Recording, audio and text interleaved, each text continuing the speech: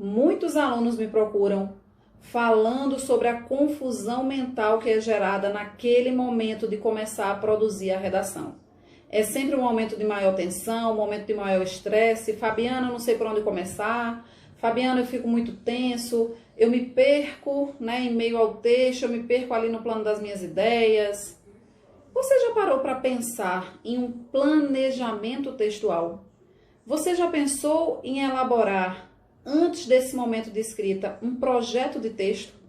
Em outras palavras, você sabe como organizar as ideias do seu texto, mesmo antes de começar a escrevê-lo? Sim, isso é muito importante e é fator determinante para que você consiga construir um texto que atenda às expectativas da banca que vai te avaliar. Um texto que se apresente totalmente coerente, não só no plano das ideias, mas também no plano estrutural. Um texto com uma coerência plena. É sobre isso que a gente vai falar hoje em mais uma aula de redação. Como elaborar o projeto de texto.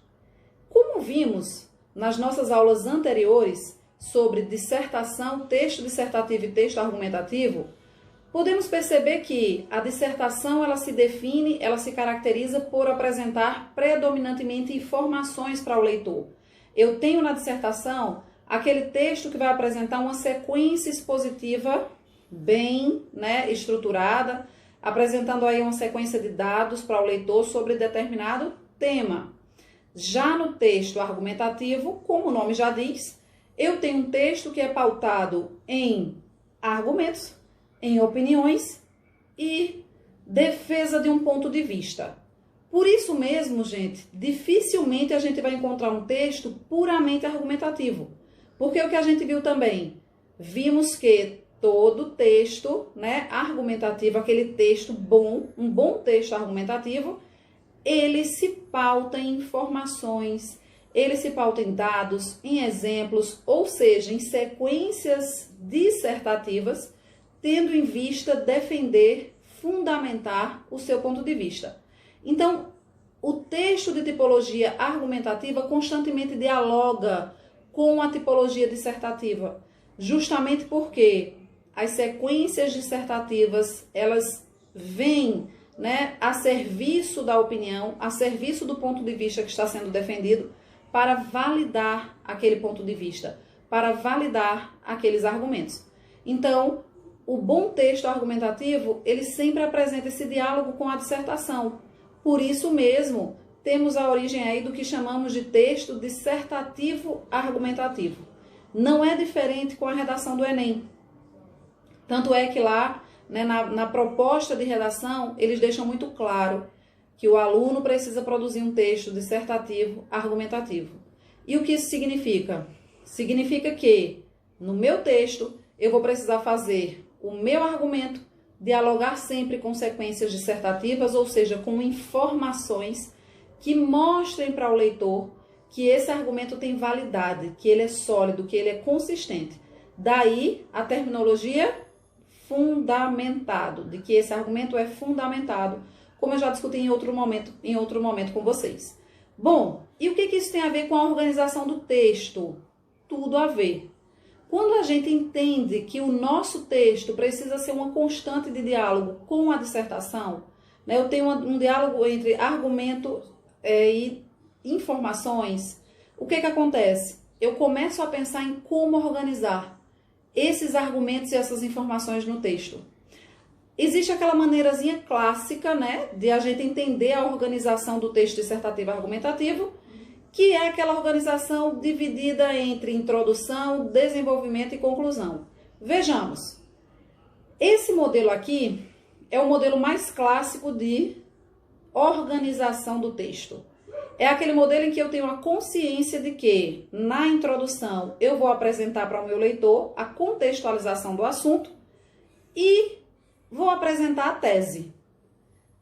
Em segundo lugar, eu tenho aí o desenvolvimento, em que eu vou fundamentar e sustentar a tese. E é justamente nesse momento de fundamentação da tese que eu vou me valer de sequências expositivas, ou seja, dissertativas, para mostrar para o meu leitor que o meu argumento, ou seja, a minha tese, tem validade. E a conclusão, por fim, que é o momento em que eu vou apresentar no meu texto proposta de intervenção direcionada ao problema discutido ao longo da redação. Lembrando, gente, que nós estamos falando aqui de modelo de organização de texto, bem especificamente voltado para a produção solicitada pelo Enem. Então, essa é a estruturação básica, esse é o modelo básico de organização do texto que nós temos em mente. Nós sabemos que o texto ele precisa apresentar esses caminhos de introdução, desenvolvimento e conclusão, e em cada um desses momentos precisam ser apresentados aí tese, fundamentação da tese e proposta de intervenção. Vamos pensar, agora na perspectiva da tese, como esse texto se organizaria em relação à tese, que a gente sabe que é a ideia central do texto, é o argumento central, em torno do qual o meu texto passa a girar. A partir do momento que eu apresento essa tese na introdução, o resto do meu texto, ele vem surgindo aí em função dessa tese. Essa tese precisa ser explicada, essa tese precisa ser validada junto ao leitor, a partir de algumas estratégias dissertativas que eu vou usar, e por fim, essa tese vai ser solucionada, essa problemática discutida na tese vai ser solucionada na proposta de intervenção. Então, dessa forma, eu posso dizer que o meu texto, a partir do momento que eu apresento a tese, ele passa a girar em torno dessa tese. Então, vamos ver aqui como seria a organização textual, como seria a organização desse texto em função dessa tese. Vejam só, nós temos aqui agora uma tese, que vai conduzir a introdução, eu já construo uma introdução tendo como objetivo apresentar essa tese, a contextualização ela já vai encaminhar para a apresentação dessa tese de maneira explícita, ela precisa já ser explicitada para o leitor desde a introdução. Em um segundo momento, no desenvolvimento, vai ser o momento em que eu vou comprovar e sustentar essa tese por meio de informações, dados, citações. Vejam aí que eu estou falando de estratégias dissertativas. É o momento em que o texto dialoga muito diretamente com a tipologia dissertativa. E, por fim, esse texto, na conclusão, vai retomar essa tese para que se elabore uma proposta de intervenção que solucione o que foi discutido. Então, o que a gente percebe? Que o texto, a partir do momento em que a gente coloca essa tese, o texto passa a girar em torno dela. E um erro fatal que o aluno pode cometer nesse momento de organizar os momentos do texto é o de esquecer a tese e no desenvolvimento começar a lançar informações soltas, desvinculadas totalmente do argumento central que ele colocou no final da introdução. Informações desvinculadas dessa tese, como se o aluno tivesse esquecido que colocou aquela tese ali. Gente, a partir do momento, se você quer organizar o seu texto, a partir do momento que você coloca a sua tese, todo o seu plano de texto, tudo que você vai apresentar na sequência do seu texto, precisa girar em torno dela. Uma vez colocada, explicitada na introdução, essa tese não pode mais ser esquecida. Você precisa fazer o restante do seu texto girar em função dessa tese. No desenvolvimento, você vai explicá-la e comprová-la. Na conclusão, você vai lançar propostas de intervenção que solucionem o problema posto pela tese. Então, vejam que dessa forma, eu consigo construir um texto que a gente chama de coerente no plano estrutural. Isso mesmo, a coerência ela não se manifesta apenas no plano das ideias colocadas no texto. Essa coerência textual, que também é avaliada, ela se manifesta nesse plano de organização estrutural. Eu mostro para o meu leitor que o meu texto ele tem uma lógica interna. A partir do momento que foi colocada essa tese na introdução, o desenvolvimento surgiu em função dela e, consequentemente, a conclusão. Ou seja, eu tenho um texto coerentemente pleno. E é isso que a gente precisa perseguir. Para isso, a gente precisa de um plano de texto, de um projeto de texto muito bem elaborado, especificamente voltado para o tema que eu vou produzir na redação. Como montar esse projeto de texto? Como estruturar esse plano que eu vou seguir à risca para conseguir conferir ao meu texto essa coerência plena e atingir aí a pontuação máxima? É isso que a gente vai ver agora. Gente, muitos alunos me dizem assim: Fabiana, eu não gosto de escrever no rascunho. Eu acho muito chato, eu perco muito tempo.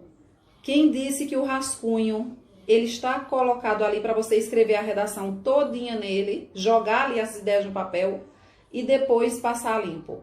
Se você usa o rascunho para isso, sem planejar o seu texto previamente, os erros, o que você vai estar fazendo simplesmente? Os erros que você colocar no rascunho, você vai simplesmente transpor para a folha definitiva. O rascunho ele pode ser muito bem utilizado e eu defendo essa utilização do rascunho para que se faça um projeto de texto, um plano de texto, para que você planeje o seu texto. E isso, gente, ao contrário do que alguns possam pensar, não é perca de tempo. Né? Tem muito aluno que tem pressa no momento da escrita, principalmente na situação de Enem. Eu só tenho 1 hora, eu não posso perder tempo fazendo nenhum tipo de rascunho. Elaborar um projeto de texto não é perca de tempo. É planejar o passo a passo da sua redação. Não se enganem, o candidato lá do Enem que atinge a nota 1000, ele passa por essas etapas de planejar o texto dele antes de começar a escrever. Ele não se desespera e já começa de imediato a escrever a redação. Fabiana, mas não necessariamente ele escreve nada no rascunho. Deixa eu só dizer um segredinho para vocês. Nós vamos começar a exercitar esse projeto de texto agora no papel. Mas vocês vão perceber que de tanto fazer esse projeto de texto no papel, no rascunho, né, você vai começar a conseguir fazer esse projeto de texto mentalmente. O que já vai fazer com que você ganhe tempo lá na situação real de produção do Enem. Só que para isso, gente, é preciso muito trabalho, é preciso muito esforço. E não é assim, do dia para a noite você já vai conseguir fazer um plano de texto, um projeto de texto mental. Né? Então a gente começa exercitando ali no rascunho, começa escrevendo de fato esse projeto de texto, utilizando o rascunho para isso, antes de começar a produzir a redação. Significa dizer que a gente está pensando sobre o texto que a gente vai produzir, e isso é uma etapa muito importante. E depois vocês vão ver que, à medida que vocês forem praticando, treinando isso, vocês vão conseguir se desprender do papel e vão conseguir, sim, ler a proposta de redação e começar já, mentalmente, a fazer esse projeto de texto. Quando vocês forem para a escrita, vocês vão perceber uma facilidade enorme, porque vocês já vão saber exatamente o que vão apresentar em cada momento da redação de vocês. Esse projeto de texto é crucial para você garantir uma redação de excelência. E eu apresento esse projeto de texto para vocês agora. Vamos lá. Vejam só. Nesse caso aqui, eu escolhi para vocês uma redação, né? Eu fiz um projeto de texto baseado em uma redação nota 1000 do Enem do ano passado, cujo tema, todos sabem, foi a democratização do acesso ao cinema no Brasil. Então vejam só. A candidata, né, ao pensar o texto dela, ao pensar nesse momento de elaboração do projeto de texto dela, do projeto do texto que ela ia construir, o que ela pensou? Eu preciso na introdução fazer, né, a minha introdução, e nessa introdução eu preciso apresentar contextualização e tese. Na contextualização, gente, quando ela estava pensando já em função do tema, ela já definiu, dentro da perspectiva que a gente viu na aula passada, ela já definiu que estratégia expositiva iria usar para iniciar o texto dela. Ela não caiu naquela tentação de pensar, como eu vou começar o meu texto? Não, ela já pensou, qual é a estratégia expositiva que eu vou usar para começar o meu texto? E aí ela percebeu que dentro desse tema ela poderia começar citando a Constituição Federal. Então, beleza. No projeto de texto dela lá, contextualização. Beleza, aqui na contextualização eu vou começar com a citação da Constituição Federal. Feito isso, ela pensa na tese. O que eu vou defender no meu texto? Eu tenho aqui um problema que é essa democratização do acesso ao cinema no Brasil. O que eu vou defender no meu texto? Quais são as causas desse problema? Eu sei que esse espaço não é democratizado. Eu já tenho aí um problema. E quais seriam as causas para esse espaço não ser democratizado? Como causa 1, no projeto de texto, ela já definiu que iria defender no texto dela, como causa 1 do problema, concentração de salas nos grandes centros urbanos. Então, uma das causas do problema que ela vai defender na redação é essa, está definida. Ponto. Como causa 2, uma vez que ela sabe que precisa fazer 2 parágrafos de desenvolvimento, ela vai defender que a concepção de que a arte é direcionada aos mais favorecidos economicamente. Então, isso aqui é uma das causas também, de acordo com o ponto de vista que ela vai defender, para que o espaço do cinema não seja democratizado no Brasil. Então, vejam que com isso aqui, gente, ela já elaborou, já esquematizou a introdução do texto dela. Feito isso, posta aí estratégia de contextualização que vai ser utilizada e causas 1 e 2. Feito isso, aí ela começa a pensar no desenvolvimento do texto dela. Então, no desenvolvimento 1, o que ela vai fazer? Ela vai retomar o que ela colocou como causa 1 na tese. Essa tese não pode não pode ser abandonada. Então, ela sabe que colocou como causa 1 o problema da concentração de salas. E aí, o que ela vai utilizar para fundamentar esse argumento? Porque prestem atenção, a partir do momento que ela coloca concentração de salas nos grandes centros urbanos como um dos motivos, uma das causas para a falta de democratização do acesso ao cinema, isso passa a ser o argumento central do texto dela. Então, ela precisa validar esse argumento. É isso que vai ser definido aqui no projeto de texto. O que eu vou utilizar para validar esse argumento da concentração de salas nos grandes centros urbanos?